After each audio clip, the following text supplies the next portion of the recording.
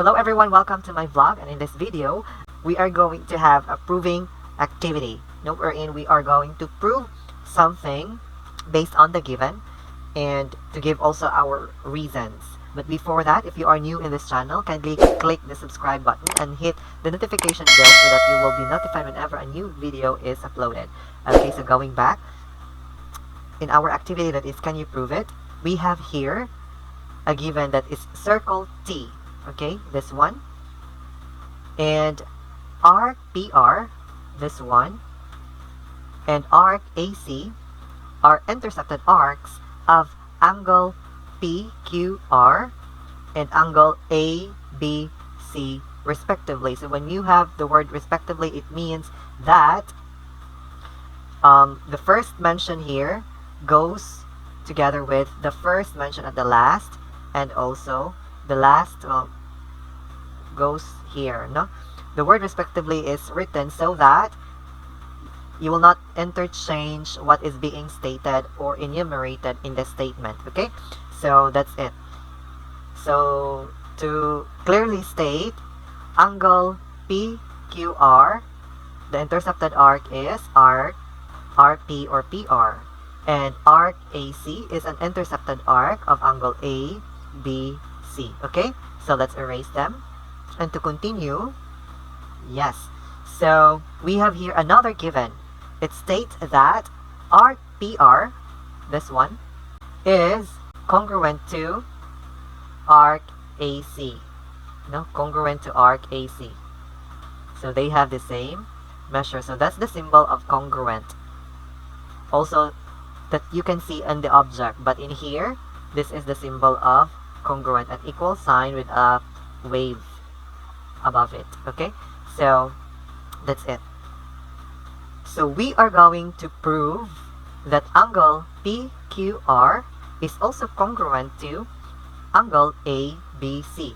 So when you do proving activity, make sure that the given here, this one, should link to the part that you are going to prove, which means that you are going to look for a connection of these arcs in the given to the angles mentioned here in the prove part. Okay, so that's how you do it. So from arc, you go to have an angle as the last part. So that's why we have here statements. You have here statements, and in giving statements, you must have a valid reason that supports to your statements. These can be theorems. Yes, that's preferably theorems, and other known knowledge about mathematics or about the statements that you have. Okay, so it is similar to saying something. So before you say something, make sure, or before you judge something or you conclude, before giving a conclusion, you must have a reason why you come up with that conclusion. What are your evidences? That's like it's also like looking for or solving a crime or a mystery, wherein you are going to gather details or information, little information, tiny information that would lead you to the solution of the case, or that would lead you to the answer of a mystery. Okay, so let's start. Okay, so we have here in number one statement that arc PR is congruent to arc AC. So what's our reason for that? Of course, our reason for that is given. Okay, so it is given, so that's why we have said that one. So usually when you start when you start answering a problem, you would start with a given, right? So that's also similar here. Okay, and then next is you have here a reason that congruent arcs have equal measures. So meaning you would write here about measures because it's talking about measures there. So what measures are you going to write here? It mentions arc, so the measure of arc. So measure of arc PR is equals to the measure of arc AC. Okay, so when you have the word measure, because you are referring to the number already, so you would use equal sign. But if you are just going to describe that the two objects, this one for example, the arcs PR and arcs AC, are the same or having the same measurement, then you would use the symbol congruent. No, but if it has already the word measure, then you would use equal sign. Okay, don't forget that. So next is we have the statement that 2 times the measure of PQR is equals to the measure of arc PR. So to answer this question, you might ask why? Why like this? If you recall that we are going to have or look for connection from arc to angle, and we have 2 theorems that could make that connections, and that is theorems about central angles, which states that the measure of central angle is equal to the measure of its intercepted arc, and then the other one is that inscribed angle is 1/2 of its intercepted arc, or the measure of inscribed angle is twice the measure of its intercepted arc. And in the figure, angle PQR and angle ABC are inscribed angles. So it means that the measure of PQR is twice the measure of its intercepted arc. So that's why you see 2 there times the measure of the angle. And the measure of the angle ABC is also twice the measure of its intercepted arc. Okay? So what reason are we going to state there? So the measure of inscribed angle is twice the measure of its intercepted arc. So that's our reason.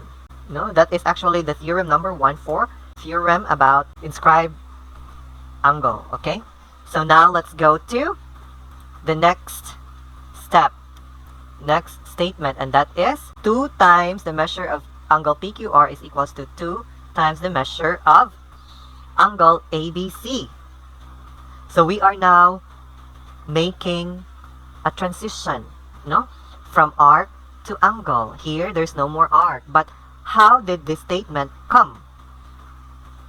So from statement number 2 and statement number 3.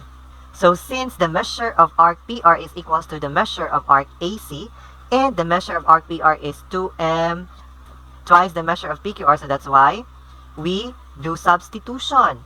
So from this one, we have PR is equals to 2m, so we substitute, so that's why we have, so equals, so we have here equals, so we have here equals.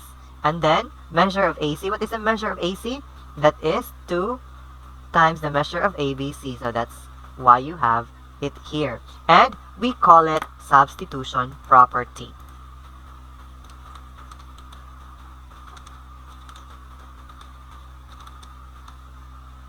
Okay, we substitute the equivalent or the values, no?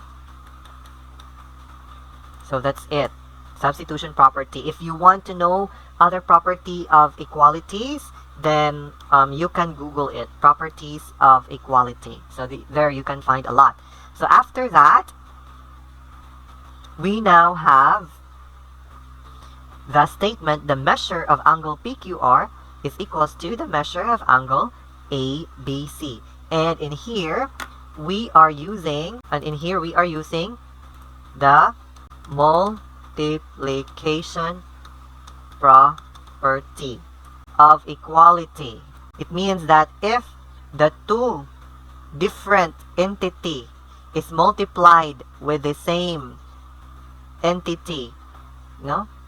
Angle PQR and angle ABC are 2 different angles, right? But they are multiplied with the same number, which is 2, and then the result is equal, then it means that these 2 different entities are also equal. So that's the multiplication property.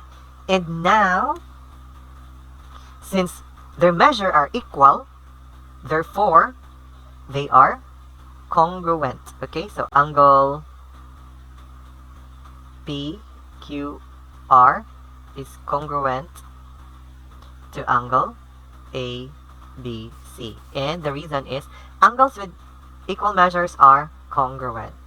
So I hope you learned something in our activity. And again, if you have not subscribed yet, please hit the subscribe button and the notification bell so that you will get notified whenever a new video is coming. So that's all for proving activity. I hope you can do it on your own on your next proving activity. That's all. Love lots. Bye bye. Mwah.